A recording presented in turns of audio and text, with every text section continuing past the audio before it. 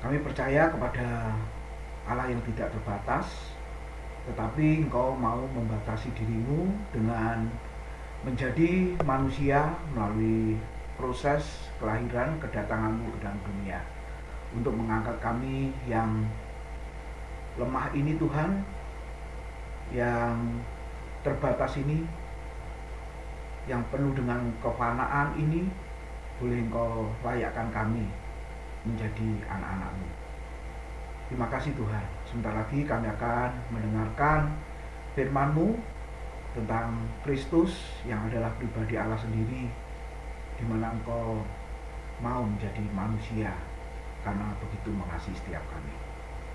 Terima kasih Tuhan. Beri konsentrasi yang baik, Roh Kudus menolong kami untuk memberi pengertian supaya iman kami boleh semakin kuat dan teguh di dalam Tuhan.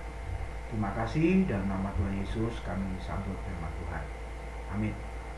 Ya, selamat malam semua saudara yang dikasihi oleh Tuhan. Seberapa kita ya? Kalau saya tanya sih katanya banyak, ada 30-an. Ya, tapi ternyata tidak semua bisa join, dan bersyukur malam ini kita boleh bersama-sama bersekutu untuk melanjutkan pembahasan kita. Nah, sebenarnya materi ini kan sangat penting. Setiap minggu sudah diucapkan dari tahun ke tahun ya. Coba ditanya itu jemaat, yang kau ucapkan tiap minggu itu paham nggak gitu ya? Ngerti nggak maksudnya? Apa hanya jadi tradisi, kebiasaan saja tiap minggu setelah firman itu diucapkan? Bahkan ketika error tayangannya juga sunyi senyap diam juga ya, saudara-saudara. Kalau di tempat lain itu dihafal loh itu. Hukumnya wajib bagi jemaat ya. Makanya saya buatkan lagi tulisan, jangan dipindah lagi tulisan itu supaya nggak terjadi hal-hal yang tidak diinginkan. Nah, puji Tuhan, masih melanjutkan tentang Kristus ya. Nah, kali ini kita melihat tentang Kristus ya, dimana dikatakan yang dikandung dari Roh Kudus, dari lahir dari anak darah Maria. Di bagian yang kedua, apa yang kau percaya tentang Kristus? Aku percaya kepada Yesus Kristus, anaknya yang tunggal, Tuhan kita, yang dikandung dari Roh Kudus, lahir dari anak darah Maria, dan seterusnya. Nah, kita melihat saudara, yang dikandung dari Roh Kudus, lahir dari anak darah Maria. Nah, ini yang beberapa ya orang mempermasalahkan. Nah, ini ya masalahnya.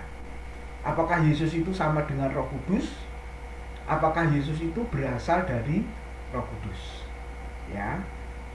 Kalau saudara melihat bagian ayat itu, yang dikandung dari apa? Yang lahir dari kandungan Maria itu tadi ya, saudara. Yang dikandung dari Roh Kudus, lahir dari anak darah Maria. Kira-kira boleh enggak akhirnya bertanya seperti ini? Apakah Yesus itu sama dengan Roh Kudus? Apakah Yesus itu berasal dari Roh Kudus? Kayak sebentar sebelum lanjut, kira-kira apa yang saudara pahami? Karen? Lahir dari anak darah Maria. Ya, dari Roh Kudus.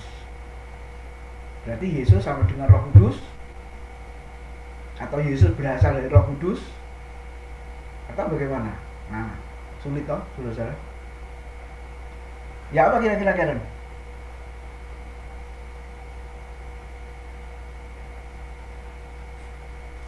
Berasal dari Roh Kudus. Nah, berasal dari Roh Kudus ya. Ah, Jadi sebenarnya Roh Kudus yang melahirkan Yesus tapi melalui Ibu Maria gitu. ya, Oh, gitu. Ya, oke. Yang lain? Paula? Yesus tidak sama dengan Roh Kudus. Kan tadi katanya apa? Apa? Yes, mencoba Yesus anak tunggal Tuhan kita yang dikandung dari Roh Kudus. Dikandung dari Roh Kudus, berarti kan tidak sama dengan Roh Kudus. Iya. Kalau dari ini, menurut saya mungkin maksudnya oleh, Pak, Hmm. bukan dari. Ya, oke. Sarifah? Nggak sama, Pak. Beda, Pak. Sama itu maksudnya yang mana? Nggak sama. Oh, nggak sama. Oh, Ah, nggak jelas. udah. Mm-mm. Frena, ada? Habis itu ya ada ya. Udah, Pak. Yuk, silakan. Ya, silakan, Frena.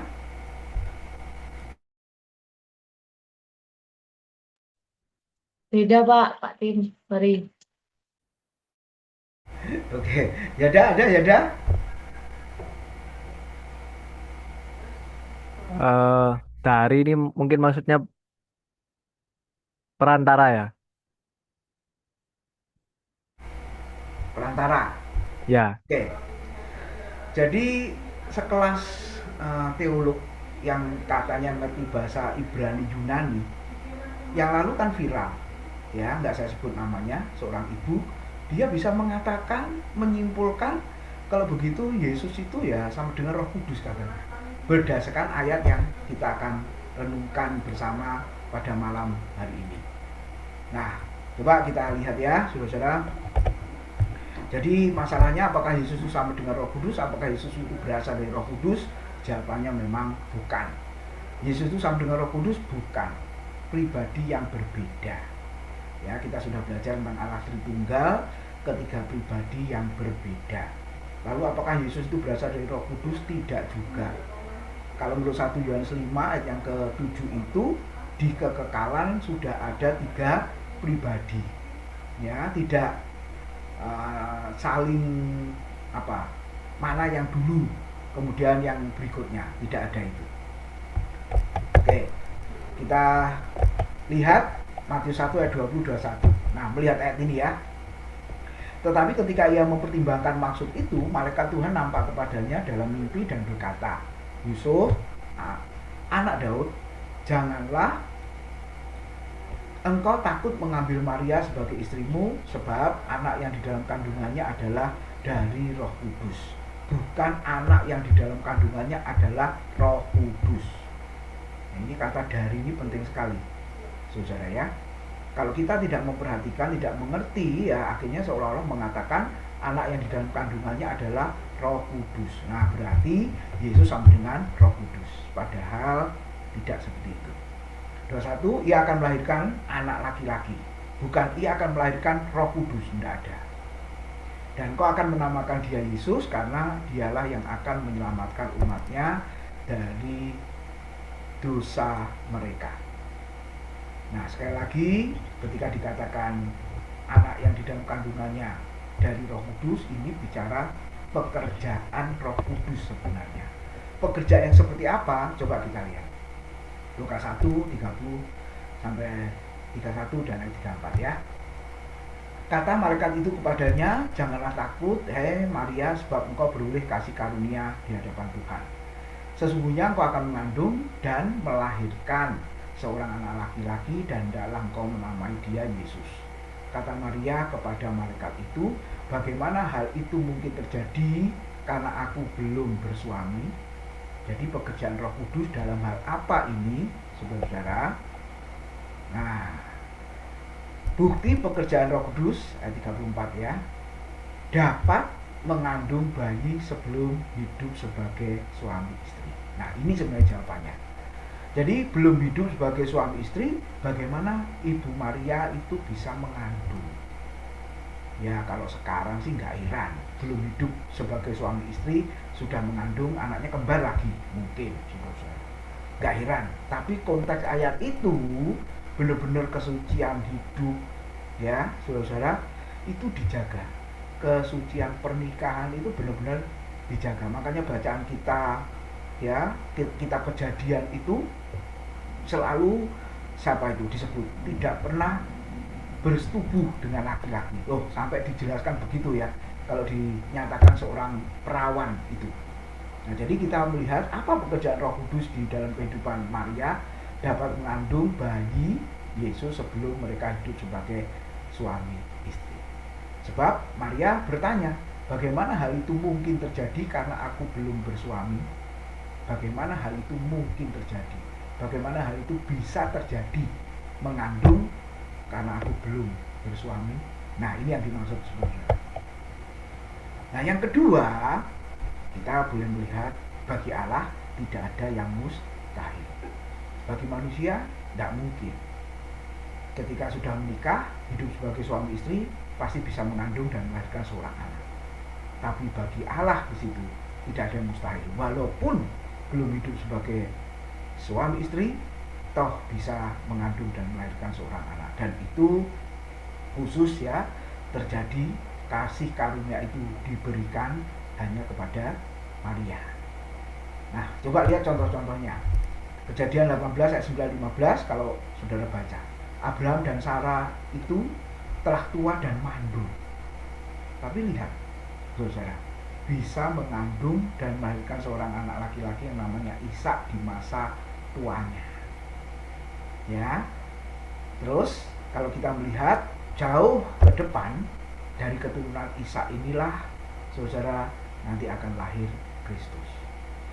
Kemudian yang kedua, Lukas 1 13-17, yaitu Imam Zakaria dan Ibu Elizabeth yang dikatakan Alkitab sudah lanjut usia dan mandul. Tetapi benar, bagi Allah tidak ada yang mustahil ya. Akhirnya Ibu Elizabeth juga mengandung di masa tua dan melahirkan seorang anak laki-laki yang namanya Yohanes Pembaptis. Untuk apa kehadiran Yohanes Pembaptis? Untuk mempersiapkan jalan bagi Tuhan Yesus. Nah, kemudian Ibu Maria tadi, Lukas 1 30-34, anak darah Maria mengandung dan melahirkan Yesus tanpa hubungan suami istri. Inilah keunikan dari kemanusiaan Yesus. Ternyata kepercayaan yang lain juga ketika mengutip bagian ini, saudara, juga sama, sepakat bahwa Yesus itu lahir tanpa hubungan suami istri. Versi mereka itu merupakan mujizat, itu merupakan pekerjaan Tuhan, pekerjaan Allah. Nah, pekerjaan Roh Kudus dan tidak ada yang mustahil bagi Allah itu menunjukkan apa? Karya yang lebih besar dan memuliakan Allah. Ya, karya yang lebih besar apa kalau kita kembali kasusnya Ishak tadi? Jauh ke depan akan melahirkan Kristus ya, saudara. Kemudian Yohanes Pembaptis juga ke depan mempersiapkan jalan bagi Tuhan. Jadi ketika Tuhan bekerja, maka ada pekerjaan yang besar, dan itu tujuannya apa? Untuk memuliakan Tuhan. Nah, ada dua contoh yang saya berikan pada malam hari ini tentang keselamatan dan doa Yesus. Matius 19 ayat 25-26 yang berbunyi demikian. Ketika murid-murid mendengar itu, sangat gemparlah mereka dan berkata, "Jika demikian, siapakah yang dapat diselamatkan?"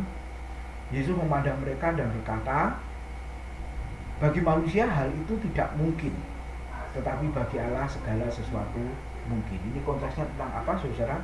Orang kaya ya, yang sulit untuk masuk ke dalam kerajaan surga. Nah, kalau mau dipikir, orang menilai ini tak mungkin gitu ya. Bisa bertobat itu mustahil. Nah, ada yang begitu ya, saudara. Saya masih ingat ketika mengundang hamba Tuhan, kemudian besoknya atau lusa ketemu temannya hamba Tuhan itu, lalu ngobrol-ngobrol, lalu saya mengatakan, teman bapak itu kemarin berkhotbah di gereja. Lalu temannya itu ngomong begini, "Loh, gak mungkin dia itu bertobat," katanya. "Itu nakalnya luar biasa." Dia bilang gitu, saudara ya. Itu nakalnya luar biasa, gak mungkin bertobat, apalagi jadi hamba Tuhan menyampaikan firman Tuhan. Wes gak mungkin, gak percaya saya, katanya gitu, saudara. Lalu saya mengatakan, "Loh bener pak, bener dia udah bertobat jadi pendeta gitu." "Oh ya?" Nah, jadi yang dipikirin gak mungkin, saudara, kalau itu pekerjaan Tuhan untuk tujuan yang lebih besar, bisa terjadi, saudara. Ya, makanya ketika para murid bertanya, kalau begini siapa yang bisa diselamatkan? Ya, sulit, jalannya sempit. Ya, saudara, bagaimana bisa diselamatkan? Tapi Yesus berkata, bagi manusia hal itu tidak mungkin, tapi bagi Allah segala sesuatu mungkin. Nah, sekarang yang kedua, doa Yesus. Wah, ini juga luar biasa ya. Yesus yang berdoa saja tidak dikabulkan. Ya, Markus 14 ayat 36 katanya, ya Aba ya Bapa, tidak ada yang mustahil bagimu. Ambillah cawan ini daripadaku, tetapi janganlah apa yang aku kehendaki, melainkan apa yang engkau kehendaki. Ini doa Yesus di Taman Getsemani yang tidak dijawab oleh Bapa. Ya, jadi ada tokoh lain di PL, Musa itu juga, kalau saudara baca Ulangan pasal 3 ya, itu doanya juga tidak dikabulkan. Sampai marah ya, saudara. Tuhan Allah itu marah. Coba kita lihat di dalam kitab Ulangan ya. Di dalam kitab Ulangan pasal yang ke 3 ayat yang ke-23-24. Juga pada waktu itu aku mohon kasih karunia daripada Tuhan demikian. Ya Tuhan Allah, Engkau telah mulai memperlihatkan kepada hamba-Mu ini kebesaran-Mu dan tangan-Mu yang kuat. Sebab Allah manakah di langit dan di bumi yang dapat melakukan perbuatan perkasa seperti Engkau? Biarlah aku menyeberang dan melihat negeri yang baik yang di seberang sungai Yordan, tanah pegunungan yang baik itu, dan gunung Libanon. Ini kerinduan Musa sebagai hamba Tuhan yang sudah memimpin bangsa Israel keluar dari perbudakan Mesir. Ketika sudah di padang gurun selama 40 tahun ya, berputar-putar itu, saudara-saudara, kemudian melihat tanah perjanjian yang dijanjikan, Kanaan yang dijanjikan itu. Lalu Musa tadi, firman Tuhan mengatakan apa? Mohon kasih karunia di hadapan Tuhan, supaya apa? Bukan hanya diperlihatkan, tapi bisa menyeberang dan melihat negeri yang baik itu. Tetapi ayat yang ke-26 mengatakan apa? Tetapi Tuhan murka terhadap aku oleh karena kamu dan tidaklah mendengarkan permohonanku. Tuhan berfirman kepadaku, cukup, jangan lagi bicarakan perkara itu dengan aku. Wah, Musa doanya juga nggak dijawab. Yesus juga doanya nggak dijawab. Saya ingat khotbah ini langsung selesai ibadah, makan, ramah tamah, gembalanya langsung berkata, Pak Tim jangan khotbah Taman Getsemani Pak, itu Yesus nggak punya iman katanya. Ya, nggak punya iman. Sudah saya lihat, kenapa kok sampai nggak punya iman? Saya tanya balik, iya dia puasanya kurang lama. Karena kita mengatakan dia hanya puasa 40 hari, setelah itu nggak dijelaskan, ditulis di Alkitab dia puasa lagi. Nah saudara-saudara, apakah benar Yesus, Musa nggak punya iman? Kita ini siapa saudara-saudara? Ya kalau dibandingkan tokoh-tokoh itu ya belum tokoh-tokoh yang lain ya saudara-saudara, itu ya siapa kita? Tapi sebenarnya kita lihat ketika kalimat yang keluar tidak ada yang mustahil bagimu, wah saudara, ini kok banyak salah ketiknya ini ya, tidak ada yang mustahil bagimu, ya sebenarnya kita mau mengatakan apa saudara? Meragukan? Ya Tuhan bisa bekerja saudara, tapi ingat ya, apalagi kita yang mengklaim waduh tiada yang mustahil bagimu Tuhan, engkau lakukan sekarang juga, imani, waduh bahasa-bahasanya begitu ya di luaran itu saudara. Tapi jangan lupa sebenarnya ya, ketika kalimat itu muncul tidak ada yang mustahil bagimu, ini yang terakhir ini saudara, janganlah apa yang aku kehendaki, melainkan apa yang engkau kehendaki. Jadi walaupun Yesus sudah berdoa, puasa, atau siapapun kita sudah berdoa, puasa, ya melayanilah apalah, tapi kalau Tuhan menghendaki mustahil, ya tetap mustahil. Kalau Tuhan menghendaki tidak mustahil, ya juga tidak mustahil. Ini yang harus kita ingat. Nah ketika Ibu Maria mengandung dan melahirkan bayi Yesus, saudara, menurut manusia itu mustahil, tidak mungkin. Tapi bagi Tuhan segala sesuatu mungkin. Oke, selamat berdiskusi. Kalau ada yang mau ditanyakan, Tuhan memberkati kita.